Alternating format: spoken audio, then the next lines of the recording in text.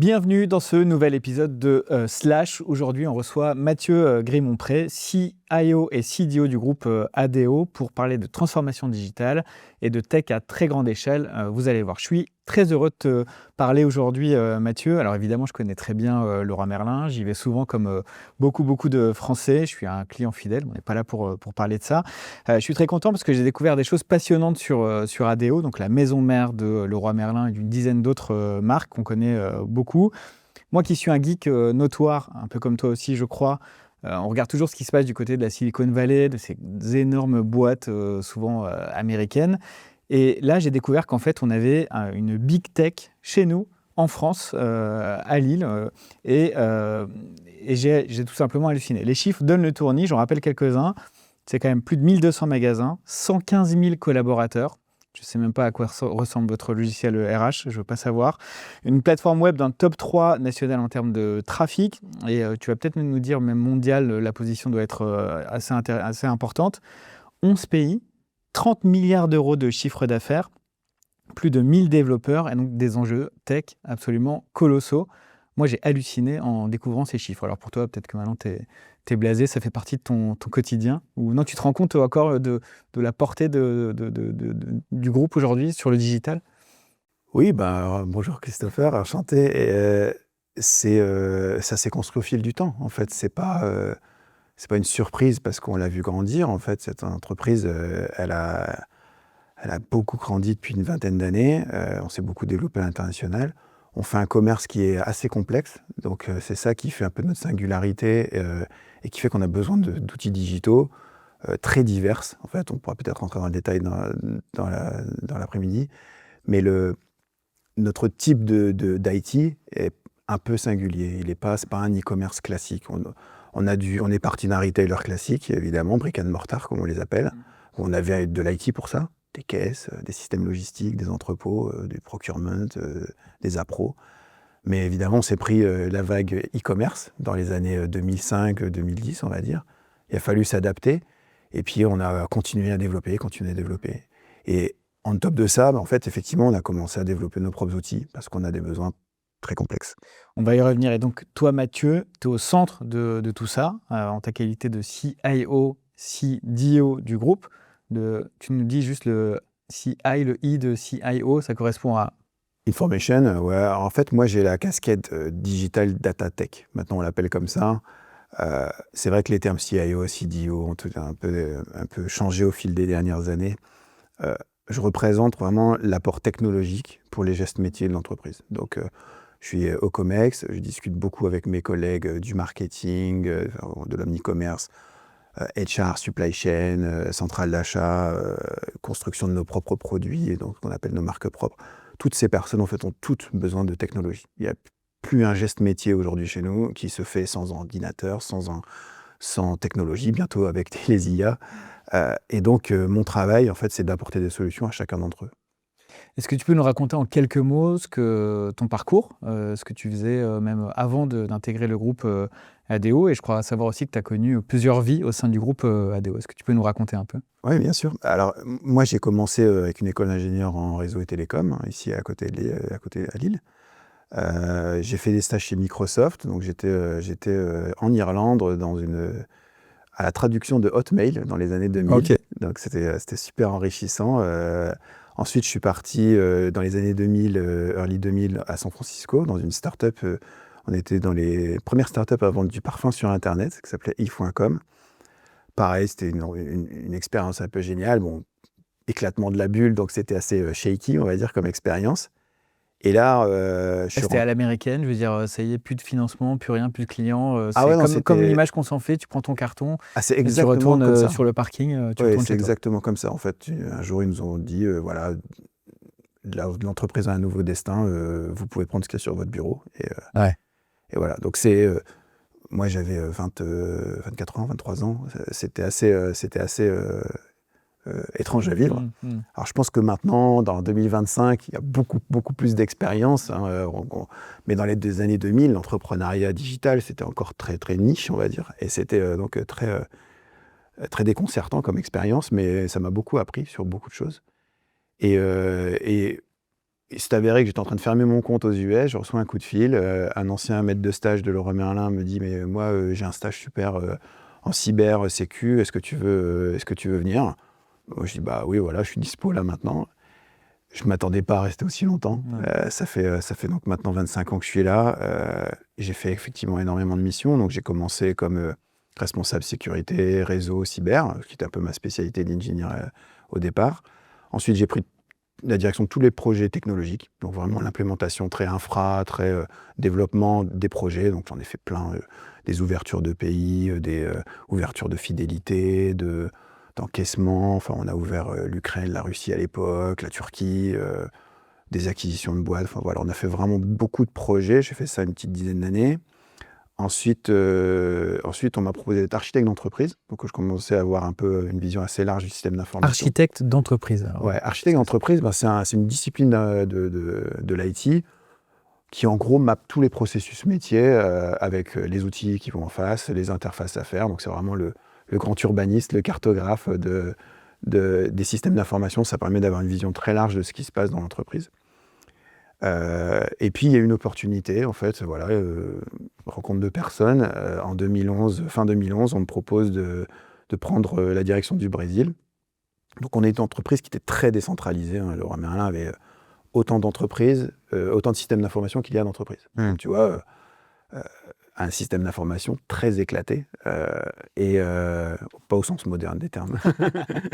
Pas éclaté au sol, voilà. C'est ça. Et en fait, donc je vais là-bas parce que le CEO pardon, s'est dit, moi, mon système ne marche plus, il y a des gros problèmes, il faut que je refonde tout. Et donc, est-ce que tu peux m'aider? Moi, je me dis, bon, j'étais avec mon épouse, on se dit, ok, on y va, quoi. On voyageait déjà beaucoup, on aimait ça, donc on prend le challenge. Et c'était au départ pour quelques années, puis ça a duré 6 ans. Donc je suis revenu avec une grande expérience et 2 enfants. Et on a fait. Ils sont nés au Brésil. Ils sont nés au Brésil, oui, mes 2 enfants. La classe. Ouais. Ouais, c'est eux qui peuvent. Et en fait, voilà, on a fait une transformation intégrale du système d'information là-bas. C'était super. Et puis, en fait, il y a eu un changement de direction générale ici au niveau d'ADO à peu près en 2017. Et Philippe Zimmermann, à l'époque, le nouveau CEO, a fait la visite de toutes ces business units. Et puis, forcément, mais il trouvait que c'était pas mal. Enfin, j'imagine qu'il a trouvé que c'était pas mal ce qu'on avait fait là-bas. Et il m'a demandé, bon, voilà, est-ce que tu peux revenir et faire ça pour le compte du groupe? Et donc, du coup, je suis passé d'une échelle, une BU, à l'échelle d'ADO au complet. Et c'est ce que je m'attelle à faire depuis 7 ans maintenant. C'est quand même assez hallucinant aussi, ce parcours que tu as eu au sein du groupe. Est-ce que tu sens que c'est quelque chose qui est encouragé au sein du groupe, cette mobilité interne, de pouvoir même parfois changer de pays? Oui. Est-ce que tu penses que tu aurais eu un parcours similaire dans d'autres groupes? Alors, je connais pas beaucoup d'autres groupes. En tout cas, si je peux donner un conseil à ces groupes, c'est de faire ça. C'est hyper enrichissant. On a même mis aujourd'hui, nous, dans nos parcours d'IPO, pratiquement le fait que ce soit mandatory de IPO, peut-être High Potential. Donc vraiment nos jeunes talents qu'on détecte le plus tôt possible. Les parcours qu'on appelle parcours zigzag, c'est-à-dire tu changes de mission, tu changes de contexte, tu changes de pays, sont ultra favorisés. Ou en tout cas, c'est des accélérateurs de carrière énormes.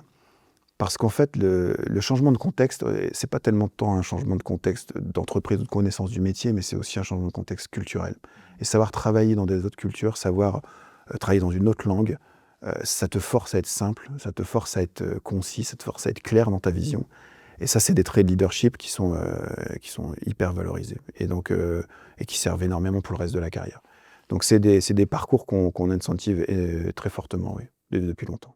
Est-ce que tu as imposé le portugais à ton retour en France parmi tes équipes? Alors, on me l'a imposé quand je suis arrivé là-bas, parce que clairement, au Brésil, c'est pas trop possible de travailler en anglais, ou c'est assez difficile. Et puis pour vivre au quotidien, c'est beaucoup plus simple. Heureusement, c'est une langue qui n'est pas trop compliquée à apprendre.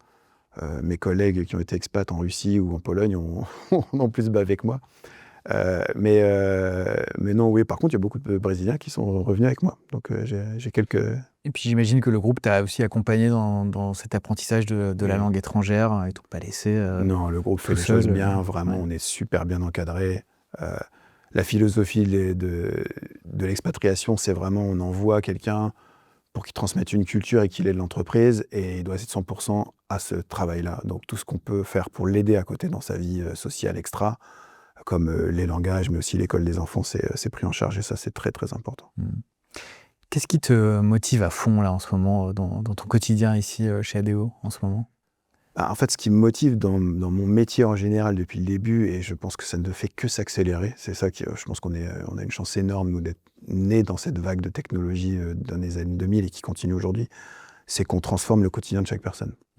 En fait, ça fait 25 ans maintenant que je fais de la tech, et apporter des outils au départ web quand il n'y en avait pas, ça a changé la vie des gens, les emails, puis les mobiles. Quand j'ai commencé au Brésil, typiquement, mon premier grand projet a été de transformer la vente en vente mobile. Et ça a complètement changé la manière que tous nos assistants, tous nos conseillers de vente en magasin pouvaient répondre. Toi qui es client, ça voulait dire je suis dans le rayon, je te réponds, et je ne t'emmène pas à un ordinateur qui est 25 mètres plus loin, en train de faire la queue avec d'autres gens. Donc c'était vraiment fluidifier la vie de tous les gens. Et c'est ça que la technologie apporte. Quand tu dis mobile, c'est littéralement avec un mobile à la main pour aller interroger la base de données, rechercher une référence, etc. Complètement. Et l'idée à l'époque, et qu'on est en train aussi de pousser ici, c'est vraiment une expérience seamless entre le web et le magasin. Que toi, si tu as trouvé un produit qui t'intéresse sur Internet, parce que 90% des gens cherchent sur Internet avant d'aller dans le magasin, eh ben le vendeur, lui, il ne se sent pas amoindri avec son système d'information. Il a le même que toi, il a les mêmes images, il a les mêmes produits. Et donc, on a changé la vie un peu des gens comme ça, mais c'est vrai pour toute technologie, tout métier. Et ce que je trouve génial dans mon métier, c'est qu'en fait, maintenant, on est en train de vivre une sorte de deuxième vague, ou une de plus, qui est avec l'IA. Et on est en train, à nouveau, de rechanger ou d'améliorer la vie quotidienne de tous nos collaborateurs grâce à des outils qui sont craftés et bien faits pour eux, quoi. Alors, les enseignes du groupe sont historiques pour la plupart, tout le monde les connaît, les Français y vont tous régulièrement, que ce soit dans les boutiques ou sur Internet, mais on ne se rend pas forcément compte à quel point le groupe est aussi un acteur majeur du digital, vraiment, non seulement en France, mais aussi mondial.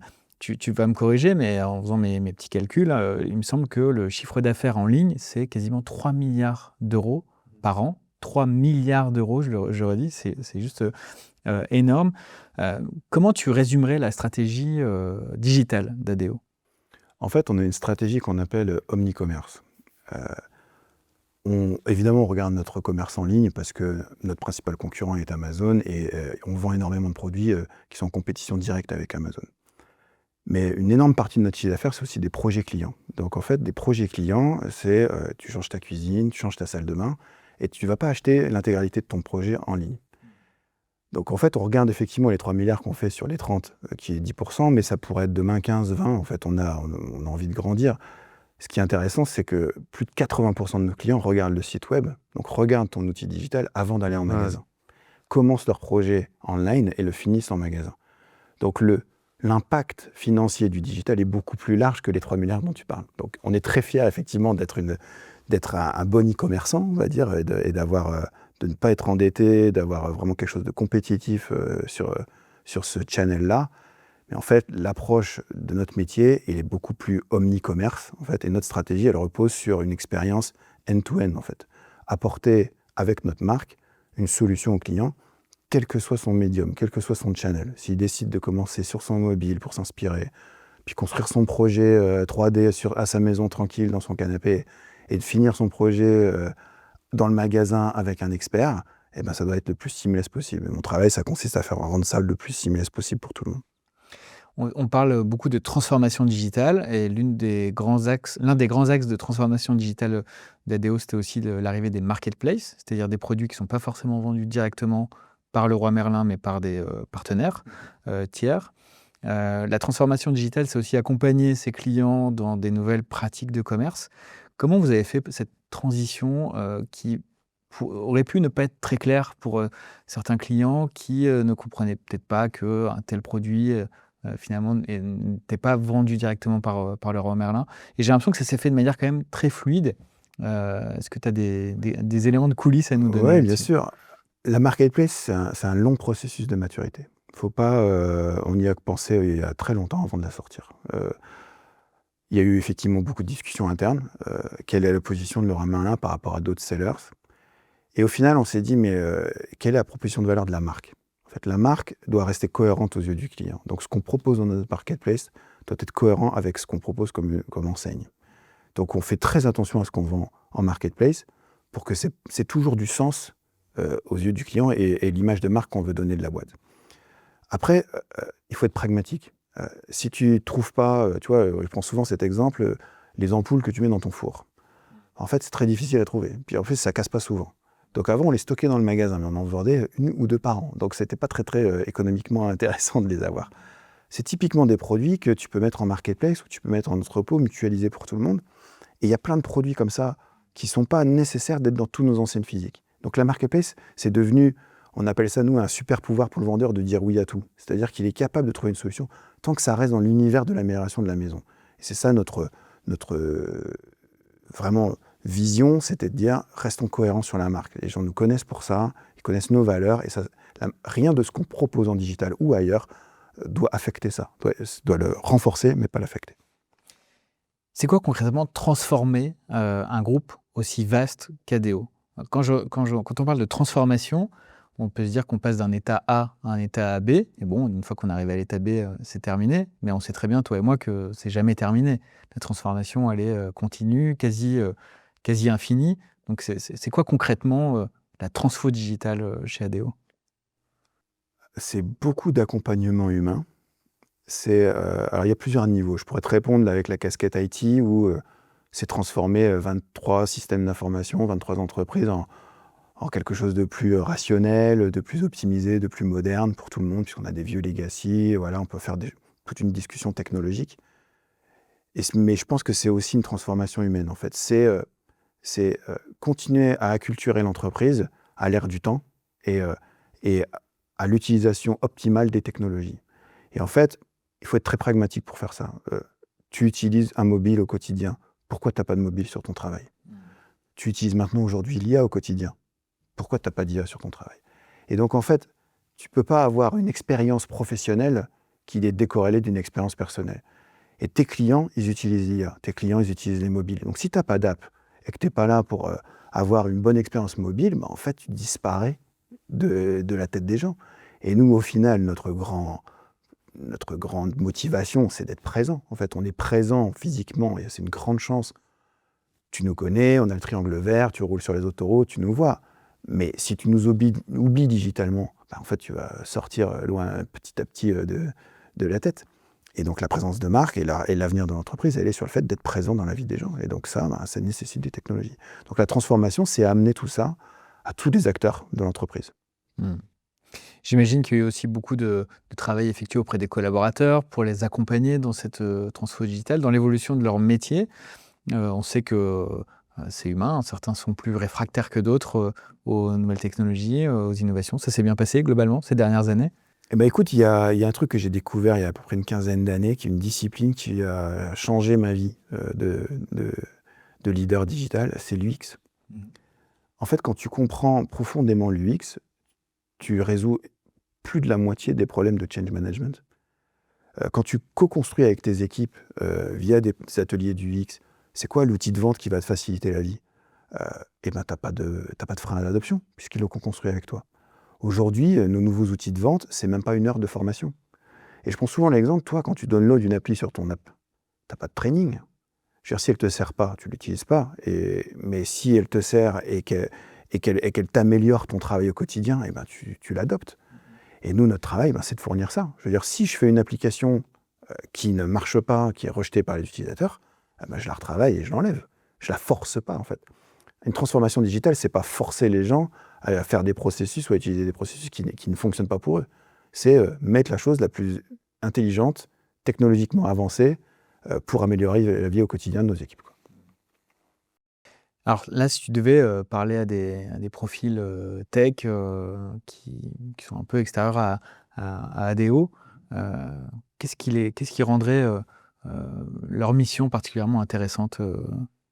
On a beaucoup de profils qui rêvent de start-up. Je pense que c'est intéressant. Aujourd'hui, ADO, c'est 300 produits digitaux. On en fait 70% à peu près de make, c'est-à-dire qu'on les code nous-mêmes. On est full cloud, full native. on est sur toutes les dernières technos partout. Donc on a fait vraiment un gros travail déjà de décommissionnement de legacy, comme on appelle, donc pour plus trop travailler, alors il nous en reste encore, hein, c'est pas évident, ça prend du temps, mais pour travailler sur des technos modernes. Mais je trouve que ce qui est le plus intéressant, c'est que quand tu as une marque comme ça, en fait, tu travailles sur un landscape qui est hyper large. C'est-à-dire que ce que tu fais a de l'impact.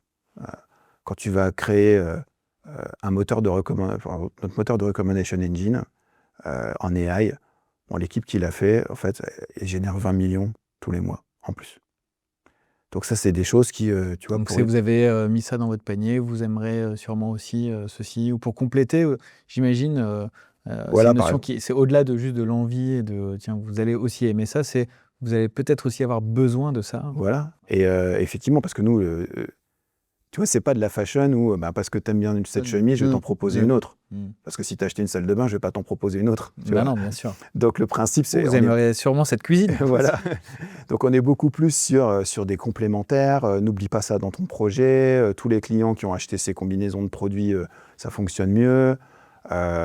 Donc tout ça, c'est personnalisé pour notre shopping.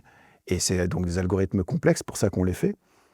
Mais ce que je trouve génial, c'est que voilà, les mecs qui bossent là-dessus, quand ils mesurent 1-2% d'amélioration en conversion ou ailleurs, ça se chiffre tout de suite énormément. Parce que, et comme tu le dis, on a énormément de clients, énormément de footprint. Et donc, le terrain de jeu est énorme. Et donc pour les développeurs, ça, c'est un premier truc génial. Et le deuxième, c'est qu'en fait, on favorise quand même pas mal la mobilité entre équipes. Donc, si tu veux bosser un jour sur, je sais pas, l'amélioration du forecasting pour les entrepôts, tu peux aller dans l'équipe supply chain et tu travailles sur ces algos-là. Si tu veux travailler sur l'UX pour les suppliers, tu vas sur le portail supplier et tu bosses sur l'UX. Donc, tu travailles sur toute la chaîne, en fait. Tu n'es pas à résoudre un problème dans un SaaS, sur une startup, sur une niche. Je dis pas que c'est... Ouais, c'est hyper intéressant. Tu répondais à une question que je ne t'ai pas encore posée, mais j'avais prévu de te la poser. Mais justement, c'est sur comment tu t'assures que les équipes travaillent sur des projets qui les passionnent, qui les motivent, qu'ils aiment. Donc, tu as répondu en partie. J'imagine que toi aussi, côté manager, tu dois t'assurer que les équipes soient suffisamment bien populées, on va dire, qu'il y ait suffisamment de ressources dans chacune des équipes pour mener à bien les projets. Donc, comment tu associes les envies et les besoins? Je pense que c'est une quête permanente. Je pense que c'est même la fonction première d'un organe de direction, c'est trouver le bon équilibre. Et c'est un déséquilibre permanent parce que tu as des projets qui sont en nécessité, qui ont besoin d'avoir des ressources. Des fois, ce n'est pas les plus funky, mais il faut aller les faire. Tu as d'autres nouvelles innovations où tout le monde aimerait aller, mais certaines ne sont pas forcément rentables, ne sont pas au bon moment avec les besoins du business. On essaie vraiment de gérer ça au mieux. Moi, je suis très en faveur de la mobilité. Il y a quelques années, je pousse encore aussi l'open source interne pour que tu puisses contribuer d'un produit à un autre. Donc, tous nos code bases sont assez ouvertes entre les produits pour que tu puisses toi-même coder dans l'API du produit à côté si tu as besoin d'un truc. Donc, on essaie vraiment d'être très moderne et très fluide là-dessus. Mais il faut qu'il y ait quand même une forme de stabilité. Quand tu travailles sur un product, il ne faut pas que tes têtes pensantes, elles changent toutes les 6 mois, que ta vision de product, elle change tous les 6 mois. Donc on essaie de vraiment garder cet équilibre. Il y a des rotations, puis tu as des produits où les mecs, ils adorent leur truc, ça fait des années qu'ils sont dessus, et ils n'ont pas trop envie de changer. C'est pas grave non plus, il n'y a pas de problème. Tu parlais tout à l'heure de Make. Donc Make, c'est quand vous développez vous-même des produits quasiment from scratch, avec des langages courants, mais c'est de la propriété intellectuelle que vous fabriquez. Pourquoi ce choix d'ADO de privilégier le Make, comme tu dis, plutôt que de faire appel à des solutions extérieures? Alors, il y a plusieurs raisons. La première, historiquement, j'ai pris ces décisions, c'était plus pragmatique et empirique. C'était à force de constater qu'on customisait tout le temps, tout ce qu'on achetait. Au point d'avoir même des éditeurs qui nous disent « Bon, écoutez, les supports, c'est fini, parce que là, votre truc, ça ressemble plus du tout à mon soft de base. » Ça, c'est la première raison. La deuxième, c'est la prédictibilité financière. Je veux dire, tu as quand même des agissements de certains partenaires sur les prix de licence qui peuvent monter. On connaît l'histoire de Broadcom avec VMware, par exemple, qui a explosé ses licences. Donc, c'est des choses que tu peux pas tu dois te protéger sur ces choses-là. Surtout sur ce qu'on appelle le cœur différentiel. c'est-à-dire tes logiciels qui sont un différentiel compétitif. Et c'est mon troisième point, c'est que si tu veux, par exemple, avoir une plateforme web, comme tu dis, troisième française, j'ai regardé aujourd'hui, en e-commerce, plus de 30-40 millions de visites mensuelles, elle doit booster. Si tu prends quelque chose du marché, c'est forcément un peu plus générique. Que t'es SAP, t'es Demandware, t'es n'importe qui, tu vas essayer d'avoir une plateforme web qui marche à plein de clients, que tu vas pouvoir vendre à plein de clients. Nous, la nôtre, elle est très spécifique. On doit vendre des perceuses, un peu comme Amazon, mais on ne doit pas vendre des salles de bain comme on vend des perceuses. Donc comment je crée en fait des templating, comment je crée une expérience craftée exactement pour mon métier si j'en ai pas la maîtrise en fait. Et ça, c'est ce qui a fait que notre colonne vertébrale, vraiment, si je prends expérience web, expérience magasin, une bonne partie de la supply chain et l'expérience de la centrale d'achat, en fait, vraiment la colonne vertébrale de notre système d'info, c'est pratiquement que des solutions qu'on Puis achète. je me mets à la place d'un dev, il doit y avoir aussi une certaine fierté à coder soi-même, enfin avec son équipe, ses collègues, une stack qui assure autant de transactions, autant de chiffres d'affaires, voilà, plutôt que d'aller chercher des solutions qui existent déjà sur le marché, qu'on va devoir customiser. Non, il y a une fierté quand même. Oui, je suis convaincu. Je pense que beaucoup d'entre eux se rendent compte effectivement de l'impact qu'ils ont. Souvent, en fait, c'est à travers les métriques que l'on suit, le chiffre d'affaires à la minute. Maintenant, on en est là à regarder un petit peu tout ce qui passe, qui se disent effectivement, il y a beaucoup de transactions et je suis responsable. Mais ils prennent ça très sérieusement. Donc, j'imagine que le soir, autour d'une bière, ils sont très fiers de ce qu'ils font. Et moi, je suis en tout cas très fier d'eux parce qu'on fait des trucs, ils font des trucs fantastiques. Mais c'est vrai qu'ils ont la tête dans le guidon et c'est bien des fois de prendre du recul sur ce sujet. Mais oui, je pense que les équipes sont très fières de ce qu'elles font. Alors peut-être que je vais délirer dans ma question, mais quand je vois un peu, moi, dans mon univers, celui des médias, il y a un gros média digital aux États-Unis, qui est, il me semble, le Washington Post, qui a développé son propre CMS, donc Content Management System, donc c'est ce qui fait tourner leur site web, qui était tellement performant qu'ils se sont mis à le proposer au marché. Est-ce qu'on peut imaginer demain qu'ADO soit aussi une boîte tech qui fournit des solutions à des tiers? On en rêve, on aimerait bien. On ne se l'interdit pas. Alors moi, j'ai une approche encore une fois, très pragmatique sur le sujet. D'abord, je dois finir la transformation de ceux qui ont payé pour ces technos. Donc, c'est nos magasins, c'est nos utilisateurs. Et c'est eux qui attendent les outils parce qu'on n'a pas fini de les mettre partout. Donc, c'est eux qui seront servis évidemment en premier. L'avantage de penser à un software qu'on devrait externaliser ou qu'on pourrait externaliser, c'est surtout l'apport de qualité en fait, que ça impose. Parce que faire un software en interne pour sa boîte, c'est une chose. Le commercialiser, c'est autre chose. C'est d'autres engagements, c'est la gestion des opérations, la gestion des demandes. Tout ça prend une dimension encore plus complexe. Donc on commence à regarder tranquillement qu'est-ce que ça voudrait dire, pourquoi on le ferait. On partage aussi des softwares avec des anciennes du même actionnaire, puisqu'on est tous actionnaires de l'association Famille C'est ce que Immobilier. j'allais dire, ouais. Donc là, on partage des choses déjà. On travaille déjà sur des sujets comme ça, comme Values, typiquement notre boîte de retail média. Une partie des softwares de Values vient d'ADO. Donc c'est des choses que l'on fait, mais c'est pas un but en soi. C'est un peu une étoile polaire, là, une étoile à suivre, mais une North Star, comme on dit chez nous, mais c'est pas l'objectif absolu.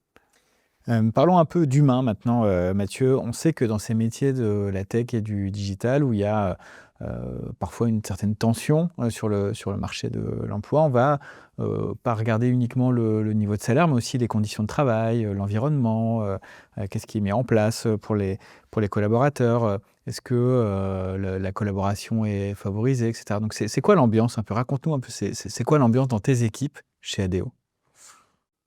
Écoute, je fais tout pour qu'elle soit la meilleure possible. C'est un challenge. Je sais que par moments, comme toute boîte, on est tendu. Il peut y avoir des tensions, il y a beaucoup de challenges, on a beaucoup de choses à délivrer. Mais j'essaye de faire en sorte que les conditions de travail soient le plus facilitées possible. Donc effectivement, on a les modalités de télétravail un peu comme dans toutes les boîtes maintenant. Les locaux ici sont plutôt cool. Tu es là chez nous, tu peux visiter. C'est plutôt C'est bien. très sympa, hein, Ouais. quand je suis rentré. Ouais. En plus, en ce Je me moment, on voyais est bien dans bosser ici, en tout cas. Merci. On est dans notre Dev Summit, donc on est vraiment sur l'événement de l'année où on a nos propres équipes, font des confs. Donc on prend un moment de break, entre guillemets, pendant toute une semaine où tout le monde se rencontre. Donc c'est des événements comme ça qui créent du lien, qui créent aussi un peu des sas de décompression, où on n'est pas le nez dans le guidon sur son product, sur son quarter plan. Voilà. Ce que je peux te dire également, c'est qu'on met énormément de moyens en training. Moi, c'est crise Covid ou pas, sur les 7 dernières années, c'est un budget que j'ai jamais baissé de ma vie. Donc on a certifié des dizaines et des dizaines de personnes sur l'IA, sur le cloud, sur l'architecture cloud, les microservices, etc.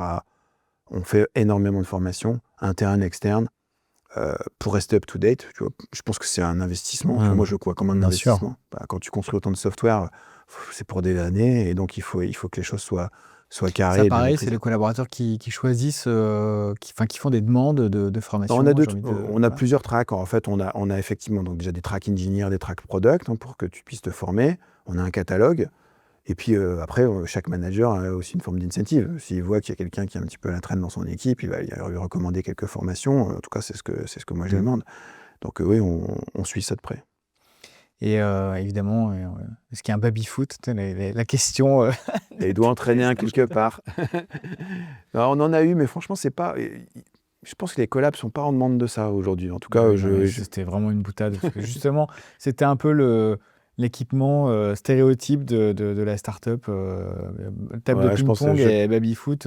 Voilà. il me semble qu'il y en a un bureau, il y en a Je encore. vais leur mettre un baby-foot, ils seront contents. Mais évidemment qu'on est au-delà de ça aujourd'hui. Ouais, non, moi je pense que ce qui est le premier facteur, c'est est-ce que tu as un bon manager? Est-ce que tu bosses avec une bonne équipe, des mecs sympas? Je pense que c'est le premier truc le plus important, quel que soit l'environnement. Après, est-ce que le projet d'entreprise est clair? Moi, c'est ça que je m'évertue à faire le plus possible. C'est je ne change pas de direction. Ça fait 7 ans que je dis la même chose. C'est là qu'on va. Alors là, j'ai mis un petit peu d'emphase en ce moment sur l'IA parce que franchement, la vague, elle est quand même très costaud. Donc pour expliquer aux équipes qu'il faut y aller. Mais ce qu'on fait, ce qu'on cherche à faire avec l'enseigne, avec nos outils digitaux, ça n'a pas changé depuis 7 ans. Donc, tant que tu as cette cohérence, après, voilà, tu as du boulot à abattre, tu as des business units à migrer, tu as des features à shipper. Faisons-le, quoi. On en parlait un peu ensemble il y a quelques jours. Je trouve ça quand même super de travailler en tant que dev, hein, de bosser sur des sujets aussi passionnants, aussi innovants, tout en ayant quand même un cadre de vie qui n'est pas le cadre de vie parisien avec tout ce que ça entraîne en termes de stress, mais de coût aussi de la vie au quotidien. Est-ce que tu as peut-être des histoires à nous raconter de collaborateurs qui n'étaient pas forcément de la région de Lille, qui sont venus chez ADO, qui ont découvert la région et qui en sont presque tombés amoureux? Je ne veux pas faire un remake de Bienvenue chez les Ch'tis, mais c'est vrai que souvent, quand on se dit que si je veux un taf, bosser sur des missions, notamment dans la tech, un peu innovantes, un peu intéressantes, je suis obligé d'aller à Paris. Et on voit bien que ce n'est pas le cas. On a des exemples de personnes qui se déplacent. C'est pas forcément possible pour tout le monde, mais on a également pas mal de Parisiens en fait, qui bossent maintenant, qui vivent à Paris et qui bossent chez nous. Donc ils prennent le train, ils font du remote, parce que le conjoint peut pas bouger, pas mobile. Donc, voilà, il y a plein de cas de figure. Moi, je suis assez à l'aise là-dessus. Ce qui m'importe, c'est d'avoir une consistance d'équipe, d'avoir vraiment une ambiance. Mais oui, je pense que certains affectionnent le fait que l'environnement extérieur à l'entreprise soit plus tranquille. Et j'aimerais aussi revenir sur les opportunités à l'international. Là, par exemple, ici, sur le campus, il y a combien de nationalités différentes?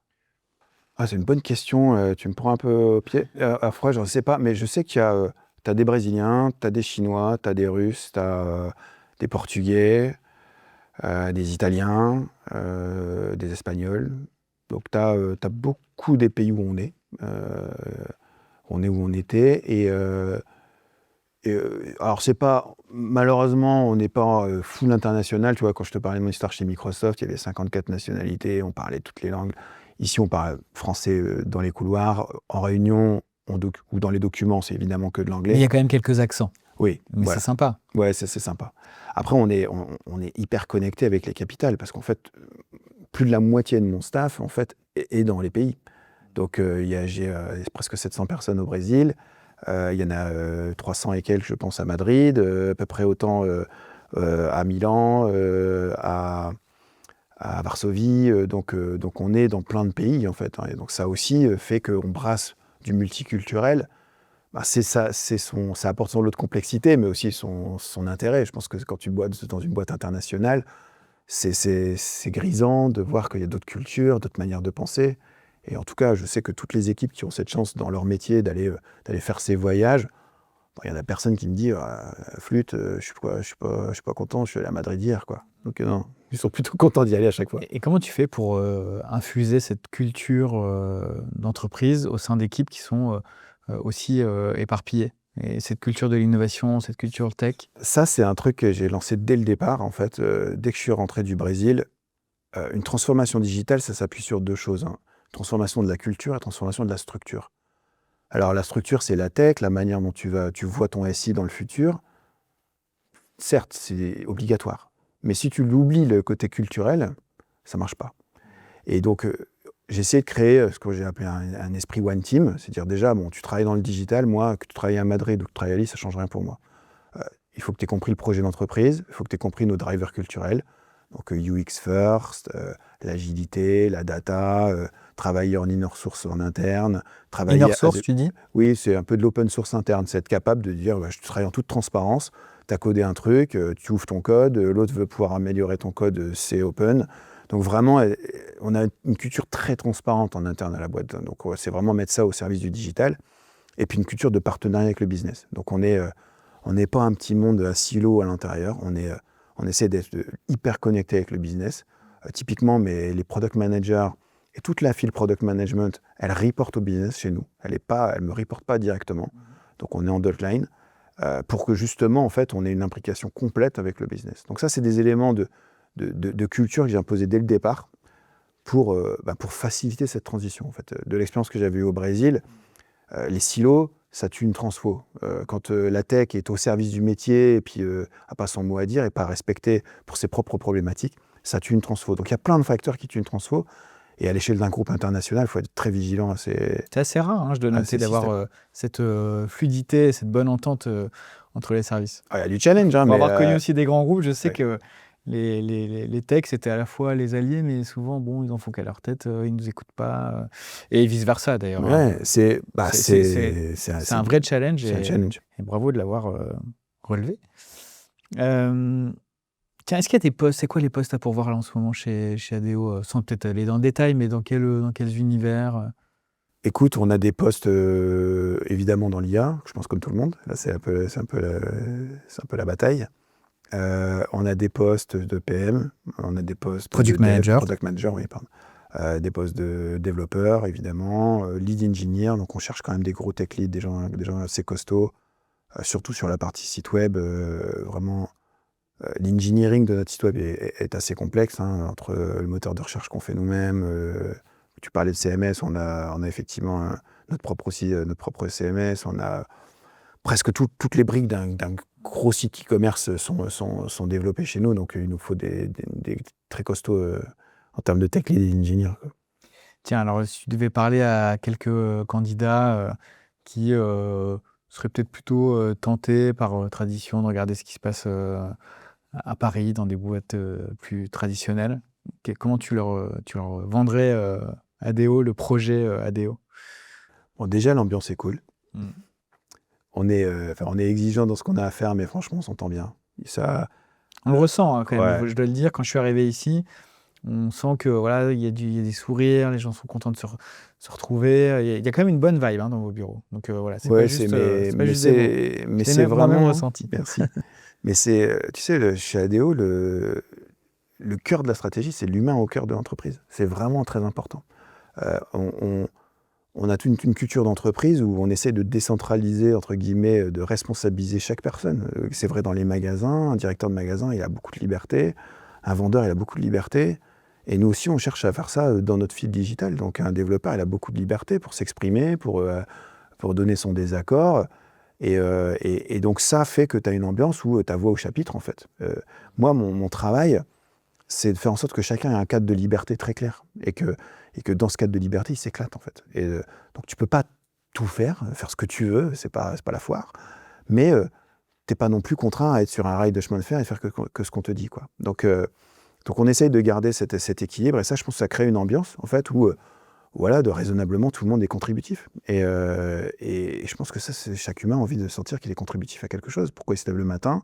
Est-ce qu'il est content d'avoir produit un truc cool avec ses équipes, avec ses potes à la fin de la journée? Moi, je pense que c'est ça, la vie. Tiens, moi, j'ai un gamin qui a 14 ans. Et donc, Dans quelle voie tu conseillerais qu'ils se spécialisent, tech en tout cas, tech, dev, Mmh. IT, bref, pour être au bon endroit, au bon moment dans 10 ans quand il rentrera dans la vie active? Je pense qu'il y a plusieurs choses, comprendre profondément l'expérience utilisateur sera toujours un Mmh. nécessaire, Quoi qu'il arrive, quelle quoi que qu'il soit arrive. Ouais, la destinée de l'IA, et cetera, ouais. exactement parce que savoir, identifier un problème et y trouver une solution, l'IA sait pas encore le faire. L'IA sait te générer presque tout le reste maintenant de la chaîne. Les maquettes, mais si tu y promptes mal ce que tu veux parce que tu as pas compris le problème, il va te sortir un truc qui sert à rien. Donc, avoir une vraie bonne vision, UX des choses, au sens, pas UI, mais vraiment au sens expérience utilisateur. Comment et un mindset d'automation, un mindset de créativité des processus, c'est les 2 choses qui sont pour moi fondamentales Donc à un apprendre. esprit logique Ouais, aussi. esprit logique. Moi, j'aime beaucoup la systémie, tu sais? C'est vraiment comprendre quelles sont les incidences et les causes et effets des choses, dans tes processus et ça, c'est une skills qu'on malheureusement n'apprend pas trop aujourd'hui. On apprend beaucoup, les raisonnements séquentiels et pas forcément les raisonnements en boucle. Or aujourd'hui, ça c'est quelque chose qui est fondamental et demain avec l'IA, bah, ceux qui vont créer des boucles les plus rapides, les transitions d'information les plus rapides, les raccourcis les plus rapides, ceux qui vont réussir à créer les systèmes les plus efficients. Donc aujourd'hui, la capacité d'observer, les gens, je pense que c'est, une skills, fondamentale. On a vu des annonces récentes là d'un géant de la recherche, qui, met beaucoup d'IA dans ses pages des résultats. Ça va totalement remodeler la façon dont les gens, heu et donc les internautes recherchent de l'information et trouvent de l'information, sur internet. Et la petite musique qu'on entend, c'est que finalement le référencement naturel des sites, sera, moins, stratégique qu'il ne l'est demain qu'il ne l'est, aujourd'hui. Parce que finalement, quand tu vas faire ta requête dans ce moteur de recherche, tu auras une réponse et c'est tout. Enfin, et la bonne réponse. Et donc, quand tu seras en position 1 ou 2, finalement, dans ce moteur, ça n'aura plus beaucoup de sens, ni beaucoup de valeur. Et donc, on s'attend à une baisse énorme de trafic sur des sites qui ont beaucoup misé sur le référencement naturel. Un géant comme ADO mise beaucoup sur le SEO et c'est vrai que les sites sont très très bien référencés. Euh, est-ce que c'est des sujets que vous avez en tête, c'est des sujets de Alors préoccupation évidemment. et comment, avec la façon dont vous êtes organisé aujourd'hui, comment vous vous préparez à l'après? Comment vous commencez dès maintenant à construire les briques de la consommation et de l'e-commerce mais alors là, on ne se parle même pas de 5-10 ans, c'est Ah, c'est déjà peut-être maintenant, l'année prochaine, quoi. bien sûr. Bah, déjà, on a une équipe dédiée à ça, hein, évidemment, donc ils travaillent au référencement dans les LLM. Comment on se fait, connaître? Alors, le gros avantage quand tu es la marque leader, c'est que naturellement, statistiquement, le LLM te fait sortir en premier, puisque la probabilité qu'on t'ait cité plus que les autres, fait que lui, dans sa fonction, dans sa manière même d'être construit, te sort en premier. Évidemment qu'il va y avoir un modèle, et c'est ça où on est vigilant, où les LLM vont faire payer Bien le sûr. fait d'être là, ce qui est pas, et donc peut-être détruire même le concept d'SEO. Mmh. Donc ça, où on est vigilant, faut faire attention.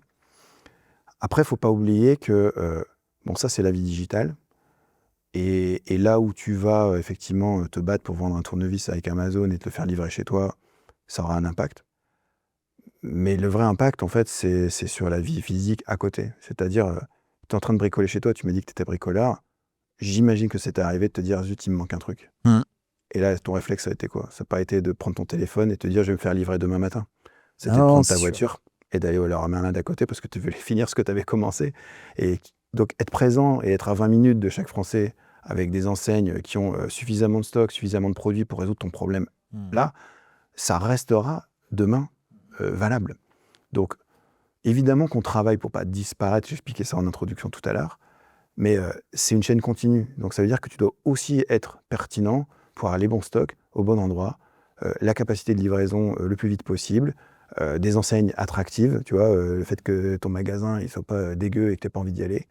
Des gens sympas quand tu sois dans le magasin parce que tu vas arriver et compétent, et c'est tout cet ensemble-là, en fait, qui doit être travaillé de concert. Donc nous, on travaille dans un monde digital, ça fait qu'on a une tendance à polariser ça.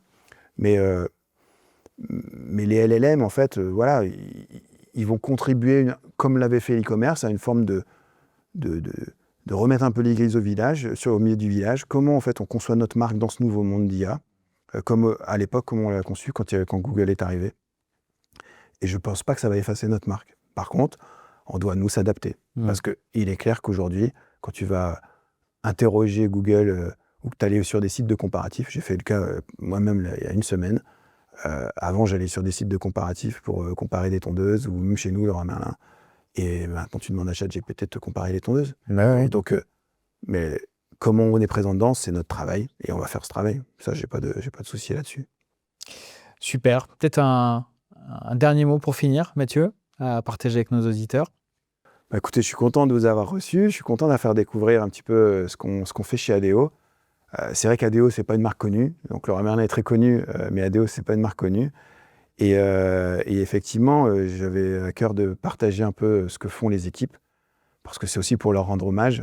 Dans cette semaine de Dev Summit, c'est leur moment. Ils montrent à la communauté entière tout ce qu'ils font au cœur de l'année, aussi complexe soit-il. Et donc, moi, ça me fait très plaisir de leur rendre hommage et d'être leur porte-voix. Donc, merci de m'avoir donné cette opportunité. Merci à toi, Mathieu, de m'avoir accueilli ici dans ce campus qui est encore une fois très agréable. Et j'espère bien pouvoir revenir prochainement. Avec plaisir, tu es bienvenu. Salut Mathieu. Merci.